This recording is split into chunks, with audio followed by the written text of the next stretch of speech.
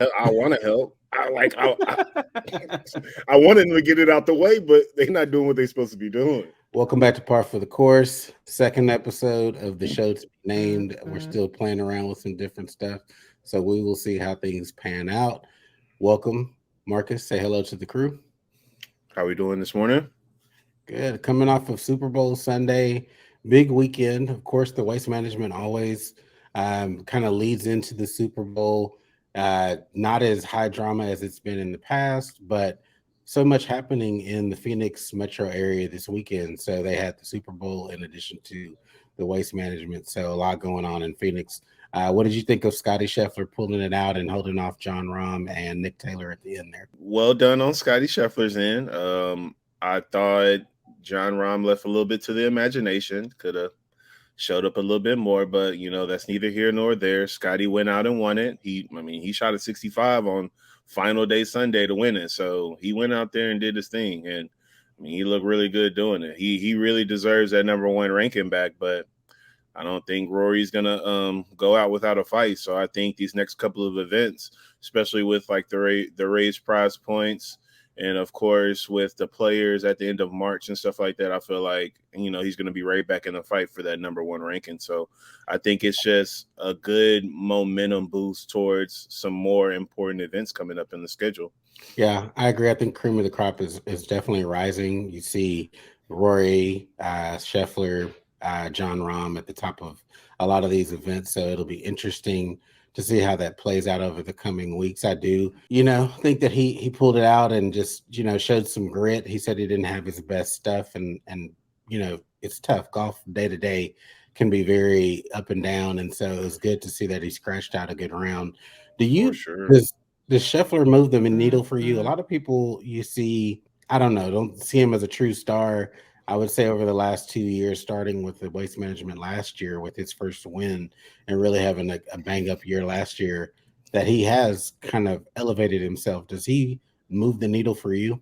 Now that is a fantastic question, Rob, because one of my homeboys, Dominic Reed, who's also a golf pro, he's out in Austin at the Hills. Just shameless plug for him for my bro, because he's doing his thing. But he brought this up before Scotty even became one, even before he won the Masters. He said, "If Scotty Scheffler wins another event, is he a superstar to you?" He asked that question early 2021. So the question has been, on the mind of a lot of people, and it's great that you brought it up because it leads right into it. I think now, after winning so many events and staying up there after, the fall off with the putting, he Mhm. might be in that ballpark of superstar status. I think he might be, moving into that little role of moving the needle. I think, to me personally, I think he's still like a mid-tier type player. I think, when you're still looking for if you're looking for brand names, you're still going to reach out for Jordan Spieth. You're still going to reach out for Justin Thomas. You're still going to reach out for Rickie Fowler, even, because how many people were cheering on Rickie Fowler and he was, 4 or 5 strokes back, and they were Yeah. still wanting him to come back and make a run and still look good on TV. I think that's interesting. So I think a lot of the superstar status comes from personality, and Scotty Scheffler is pretty milk toast. You don't get a lot of sound bites from him. Interviews are pretty mild mannered and doesn't. I don't know. He doesn't give you a Right. lot in terms of his personality. So I think that speaks to some of that. I mean, he's pretty bland in terms of how he presents versus Rickie on the Sunday. You're going to have the orange. I will say another Yeah. call out. Just speaking of kind of resurgence and just name recognition. Jason Day actually had a pretty decent week as well, and I thought he was going to make a run at it. He came out with the first 3 holes, birdieing those, but they couldn't get the putts to go down in the long Yeah. run. But he seems to be trying to regain his prior form after some life events, changing caddies, losing his mom and just his back injuries. Have you been looking out for Jason Day, or what are your, again, just research? It's him and Rickie both look like they have, some grips on where their game is going these days. I mean, after he made the swing change to alleviate back pain, like I felt like his game became a little bit more consistent. Like he was practicing a better move towards the ball, and that's what he explained. Kind of as he made his resurgence. At the end of last year, going into the summer and stuff. that more upright swing was going our way, and he was more rounded off and turned around his body so that he could take some of that pressure and torque like Tiger would do on his back. So I think if he continues to develop with that same swing and those same swing thoughts, I think he can make a good run for the last few years, because he's already an older gentleman so far. So who knows how much longer. Relative to sports, still young man, Relative, but yeah, yeah, yeah, relative to like prime time years and things like that. So for the few prime years he has left, I think he will make a run just based off of yeah, that. But he, like, unfortunately, he's fallen off kind of like my bandwagon of people that I keep up with as far as like app right, week checking to with week, yeah. scores and stuff. Yeah, very much so. Yeah, there was a stretch. I forget which 2 years it was, but he won like 8 times within the 2 year stretch, and it just looked like he was Right. ready to take P- off and is explosive. But PGA Championship, most of the like the high end events and stuff like that. Like, he was going out and beating some serious players, and this was, of course, before Live. So you had everybody. You had the DJs. You yeah, had everybody playing. I don't know. It's interesting this year. I know the 16th green is always the feature here at the Waste Management, but read an article about the greens probably being damaged last year with all of the excitement, and we talked about this last week that um, it looks like they curtailed that. Looks like there was more security. I Hmm. think they gave them cups versus allowing cans to come into that area. Did you feel a different energy in the time that you watched the tournament this year, or was it kind of the same? I mean, you did see a lot of. You saw a streaker. You saw people stumbling down hills. There was still the drunkenness, and I'm sure alcohols Right. were through the roof. But what did you think about the energy of the tournament this year? Yeah, I thought the energy overall was still there. I thought there was still a lot of excitement about the waste management, but just like you said, I felt like it was a lot more under control. Like, I felt like it was more of like a, um, I guess you could say it was more like a tunnel vision type thing. Like, it was like, we're gonna have fun in this area, the rest of the time we're gonna be playing golf.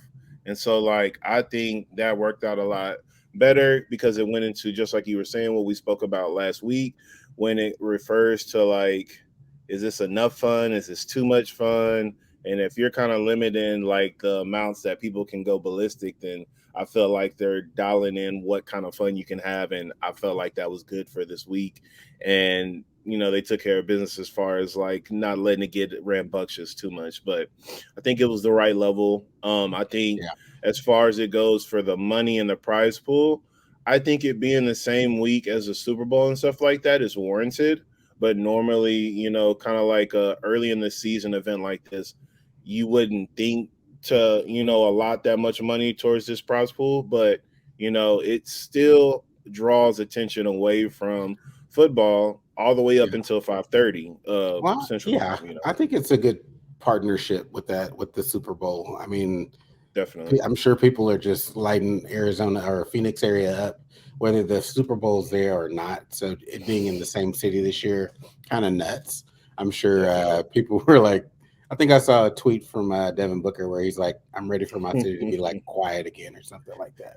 The But guy that got KD traded to his team wants a quiet city, brother. yeah, No, he can kiss quiet goodbye at this point. it's But done. that actually makes me think about when we're talking about the 16th. PXG was like sponsoring the kind of hole and kind of flyover view. Just a small aside. So they released a golf ball this week. Actually, their premium ball, I think it's going for like 39.99, and looking to compete with the Pro V ones. Do you have any thoughts on PXG entering the ball market? And I think also, just as another aside, Mizuno is trying to get into the ball market and really step up their game and come stateside. I think Mizuno's been more available overseas, but you have a Hmm. couple of new players in the premium ball market. Any thoughts on how that's going to play out, especially at the price point that PXG is at? I'm actually a fan of Mizuno. Like, I like their irons. I like the look. Like, I like what they do with their product.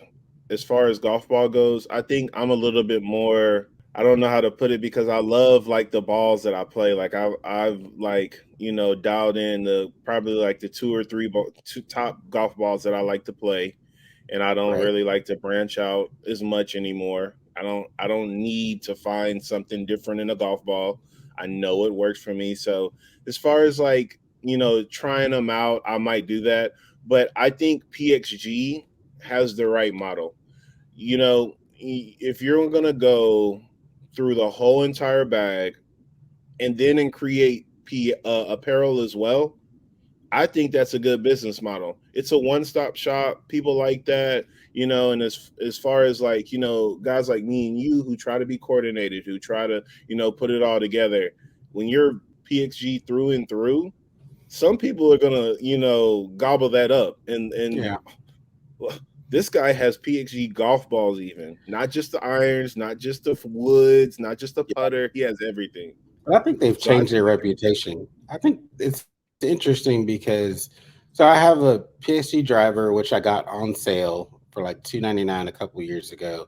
mhm, Couple of wedges, which when people see them, they're like, "Oh, you got PXG," and I'm like, they're priced the same price point as any other premium wedge, maybe yep, outside of Vogie. I mean, they were like low 130s, I believe it was per wedge, which honestly pretty that's competitive. reasonable. Yeah, Yeah, I mean, I get there's some higher price point items in their lineup, but often things go on sale. So originally, when they first came out, it was premium pricing on everything, and really just kind of probably padding their research and development budgets at the time. But I think I've embraced the mixed bag. I don't know. I'm gonna give a dozen a try and see how they feel at $40 a pack. That's not bad. It's worth a spin and seeing how they perform. It's agreed. pretty high goals to compete with the Pro V1, given the Pro V1's lineage and being able to just kind of be at the top of the top, which they are going up in cost this year as well. So we're kind of burying the lead. Just going to want to move on from the waste management. Tiger announced he's coming back this past Ooh, Friday. A surprise announcement. I don't think anybody really expected that. We didn't see the lead up kind of as we did last year when he was going into the Masters and getting ready to play. There wasn't a bunch of leaked footage of him out on the range. right. But he just came out and said, he's ready to play in an actual PGA event, and he capitalized actual. So that leads to some of his competitive juices flowing. I think he's ready to get out there, walk the course. He last played in the PNC, or we last saw him play in the PNC of Charlie in the December, but he's riding in a cart. So are you excited about Yeah. Tiger coming back? Do you have tempered expectations? I don't know. I feel like this could be different this time around versus last year with him struggling physically. He's 2 years out from Right. that accident that occurred. So, what are your thoughts? And do you have any hopes that he competes and makes it to the weekend? Big Tiger fan, of course. I think this year around, like you said, it's going to be a little bit of a different vibe. I think that he finally had time to like create a schedule, get some fitness in, get the legs stronger, not make it look as malnourished when he's out playing and stuff like that. Finally, build some strength in it. So I think that's always going to be a more positive aspect for him. As long as he's looking healthy, I'm happy. And if he's starting, his championship prep early like this, I'm very much so excited because this means that he's going to be more in a rhythm for the Masters, which he always wants to be in. And Yeah. then, hopefully Florida weather pays off and, he does well in the players if he wants to be in for that. But I think this is a good sign for Tiger. If he can come back, it's a very familiar venue for him, tournament hosts and the scholarships and stuff. He's very involved in this event. But for him to say that he is ready to play early February or mid February now, I think that bodes well for him. And all he needs to do is make sure that his game is up enough for majors. I think if we're talking serious Tiger wins and serious Tiger moments, we need to be talking about majors. We need to be Yeah. talking about him chasing Jack still because that's what his mind is about. He's already explained it. I still have plenty of years, he says. So I'm all for it. And I want him to, get as many reps in as he can. So, like I said, the sooner the better. I'm all for it. What are you thinking, Rob? Yeah, I think he doesn't tee it up unless he feels like he can win. That's always been his mentality that If Facts. his game is in a position to win a tournament, then he will play. He doesn't do a lot of just warm up tournaments for the sake of just doing warm up tournaments. Agreed. I Agreed. think he's figured out his game and knows his game well enough that when he puts a peg in the ground, he knows where his game is at, and he's been able to get it tuned up at home, practicing, playing practice rounds in a walking enough.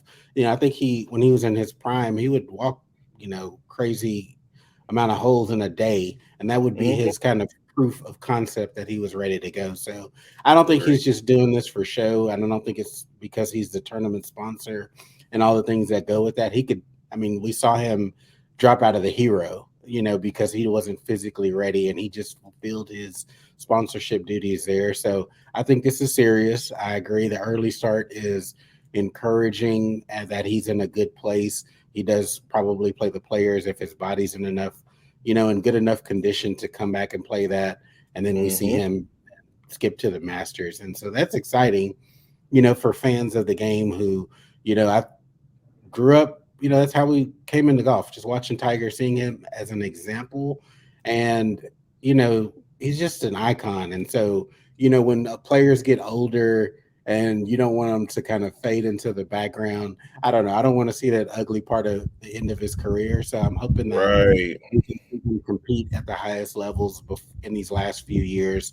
I don't know. I just don't see Tiger ever going out and play the Champions Tour. I just don't see that, I so could see it. I I can't. think I if they can't. keep making money for it, if they keep bringing more fields in like that, like I mean, you got to think about it. You got Jim Furyk in there pretty much every week now. I Yeah, mean, Freddie. I mean, but like he spoke on it though. He said, like, most of his friends growing up are on that tour, like Marco Mira and all those guys, Jay Haas, yeah. like, Well, which is they're aging. crazy. They're aging. Yeah, but it's crazy to even think about that he's saying that those are his friends. That's who he came into the game playing. He's been playing since 96, 97 Yeah, doing this. but he was a young man coming out at that stage, and so True. Steve Stricker's tearing it up. I feel like every time he plays now, he wins on the Champions Tour. So maybe that's the competitive edge that he needs, like having guys that are still out there competing, like let's say a Freddie Couples. Like he seems like he's Definitely. gotten over his back issues and he's still out there smooth swinging. So we'll Oh, see. yeah. I mean, I don't know. I'm excited to see where he lands at the end of this week and how he performs. Again, I want to see him playing this weekend. I think that'll be a good start to the season. Hopefully, he's able to get the sponsorship kind of duties out of the way as much as possible and be able to concentrate on his game. I feel like he's got to, his mentality allows him to separate the two. So I'm hoping that pans out. We shall see how things roll there. But it also kind of coincided with Nike releasing his TW13, which was a game changer in shoes back in the day. Originally Definitely. retailed for 200, coming back out at 240. So still looks as great. I mean, I was looking at a comparison of John Rahm playing on Sunday, and you can just tell so many shoemakers have whatever the Travis Matthew brand of shoes are. I can't pronounce it. It's like Quatar or something like that. Quater. They look almost identical to the TW, or at least you see the lines and the kind of the silhouette of the shoe in that. Yeah. So iconic shoe 10 years ago to the day, or this time of the season last year when it was released. I think he started playing it the years prior. But what are your thoughts on the shoe coming out? 240 is pretty steep, but given inflation and adjusting for inflation, it was top of the top at the time. But what are your thoughts on it Right. re-releasing, and are you planning on picking it up? I usually stay away from Tiger Woods shoes. My foot is a little bit wider based. His shoe is a little bit slimmer on the outside. Don't get me wrong. All of his shoes are based on stability, so they're a little bit wider on the bottom, but inside the shoe, Nike always runs narrow for me. Yeah. So I'm not necessarily a big fan of the shoe or the price, but just like you said, I do like the look, and everything that Tiger put into his shoe is based off an athletic swing. Yeah. So the guys should be gravitating towards this. Like a John Rahm should be looking for this, a ground up swing, a real rotational leg type swing. because it's going to create all the forces that you need from the ground up. So like all the tech and stuff in the shoe probably is warranted, and 240 is probably that price it should be. But for me, I don't see myself purchasing it. But you know, like we talked about off camera, 220 for some Jordans, I'll pay that. So you know, $20 difference. You know, we might have to go out on a limb and get those. So Yeah. I might be on the fence right now, but I'm leaning towards no. But we'll see. We'll see. I will say, like, so I had a pair of black ones that have held up very well, and it made me kind of go back and do some research on this shoe. So I cleaned mine up, and they're still in amazing shape. So I use them as a kind of a bad weather shoe because it's a synthetic Mm-hmm. material versus a traditional leather. So they've held up well, and I've had that shoe. We're talking really 9, 10 years since I Yeah, first started golfing. Yeah, at least. I think I got it late in the release schedule, and I can't even remember the circumstances of which I bought it, but it wasn't even full price at the time. But again, I beat the crap out of that shoe, and then trying to save some money and feel like I didn't need to go out and make this purchase. I cleaned mine up. I'm just waiting on some new laces to come in, but it still looks yeah. almost as good as it did coming out of the box.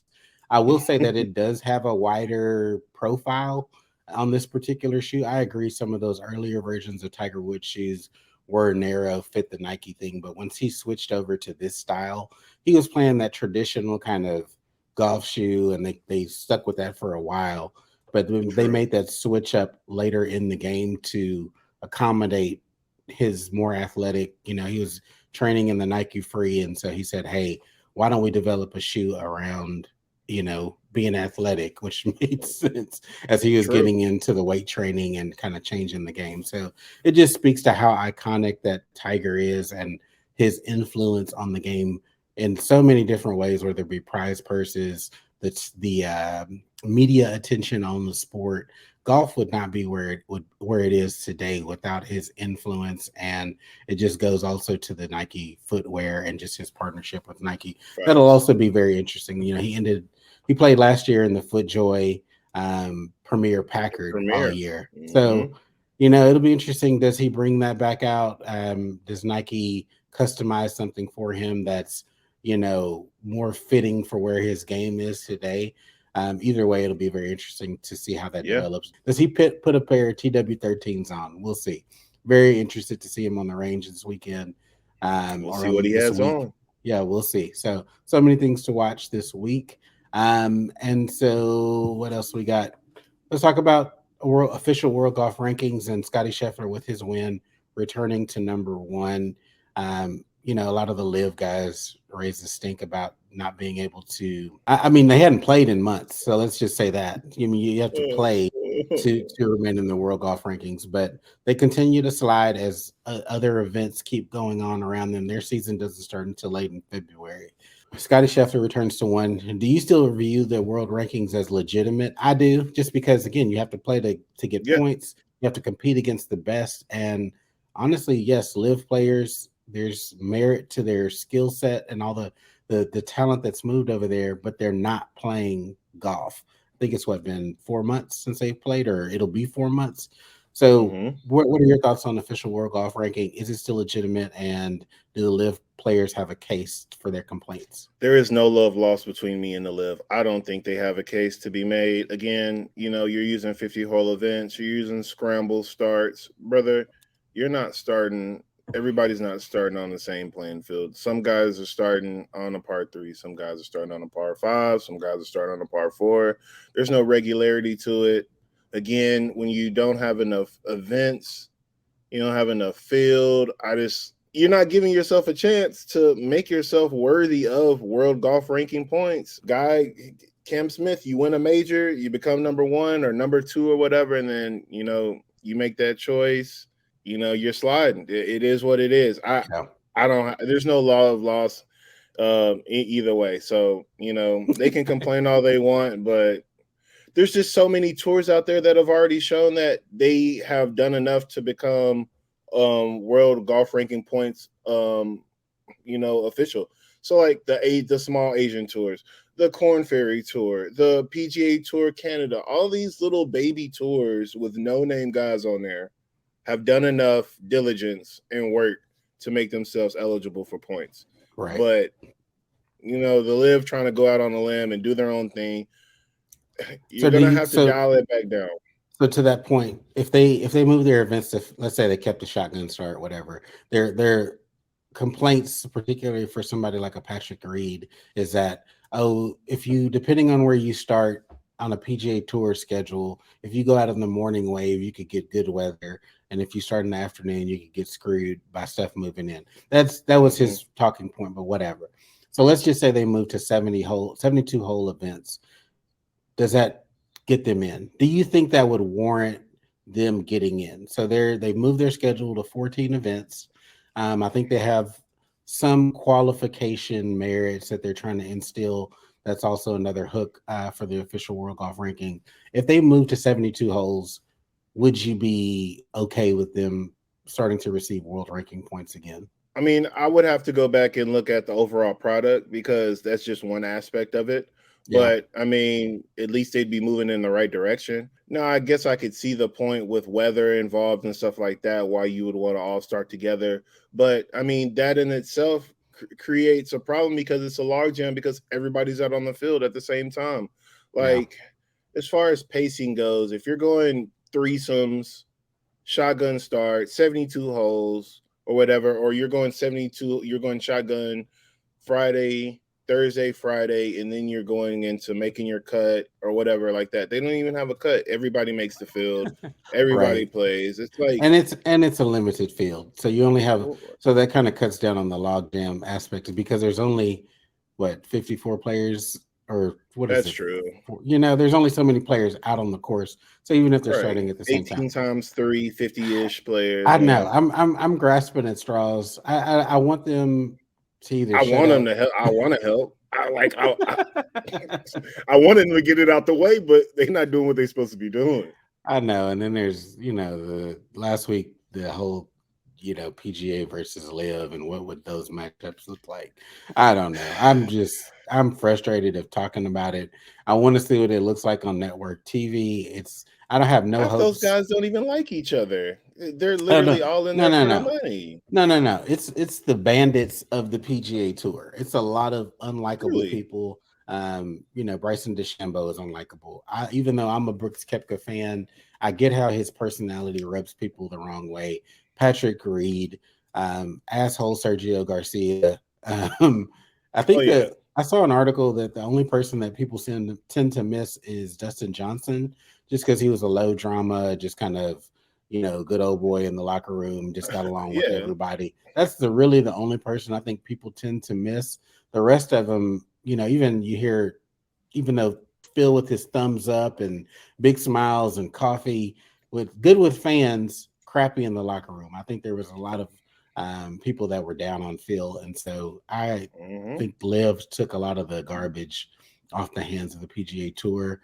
That also kind of creates a stale PGA Tour product, but I know they're trying to do a lot of countermeasures to bring more interest back into the game. So we shall see. Anything you want to talk about before we wrap up? Well, in continuation with the LIV stuff, I don't have any problems talking about people I hate. So when it comes to Phil and stuff like that, bro, and I think you can't even bring up a matchup like a one-on-one or a team type aspect because these guys don't even know how to play 72 holes anymore.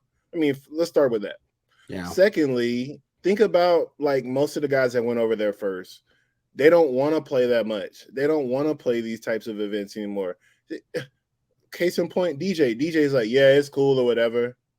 Literally, it's cool or whatever. He went into the last Ryder Cup for the Whistling Straits, did his thing, and actually had some emotion. But think about all the other Ryder Cups he was in. It was literally so if we win, we win. If we lose, y'all lost because I still did my thing. I'm number one because that's what he was. And then he's got 2 kids now. He's got Paulina. He's got Gretzky. He is not hurting for money. He's a freakish athlete, but no one ever called DJ the hardest worker. He was just an amazing athlete. Exactly. And he got it in with, I think him and Brooks were doing a lot of working out together, and they probably pushed each other. But you've never heard of him as kind of the guy that's out on the putting green, kind of be trying to race the sunset Facts. to improve. So I mean, I Yeah. get it. It is a bunch of guys and that was their early selling point is they didn't want to play a lot of events, but now the consequences are upon them where they're having to go play Asian tour events to get world ranking points. Facts. In addition to, they've increased their season from 8 events last year to 14. Does that continue to increase because it's Have to. mandatory now for them to play every event to it's part of their deal. It's written into their deals. Outside of injury, they need to participate in every event. Yeah, but that's creates the question: who's all gonna fake injuries now? Because I was ready for 8 weeks and make 50 million every week doing Yeah. that type of Yeah. stuff. But yeah, also Ian Poulter, Phil, Lee Westwood, 3, Staplefords and Ryder Cup. Them Yeah. bros is 50. They're out of here, bro. Nobody's worried about them. Yeah. That's who you're It's an putting forth for their It's an team? aging No. it's an aging league. I mean, at the end of the day, you got people that either are older, games are fading. I love like Louis Oosthuizen's game, but his back Yeah. is always acting up. I Charles also Schwartzel, he can't stay on the right side of things either. Bro right, won the Masters. What has he done since? right, right. So again, they were good in the mix on the PGA Tour, create a little bit of drama, but I think we're all probably better off long term without those kind of abrasive personalities.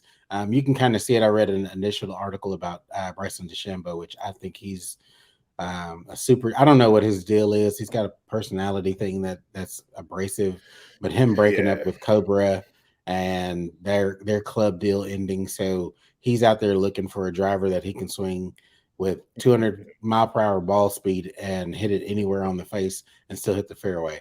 I don't know. He's looking for like a unicorn club, and who wants to work with that? Who wants to work with that? Because Puma came out and was like, hey, you already saw that interview. Puma came out and was like, he was just the worst to work with.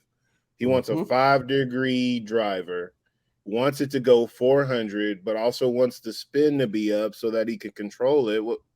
Which way do you want to Like, go, dude, yeah, you have to figure it out. Like, I get it. bro?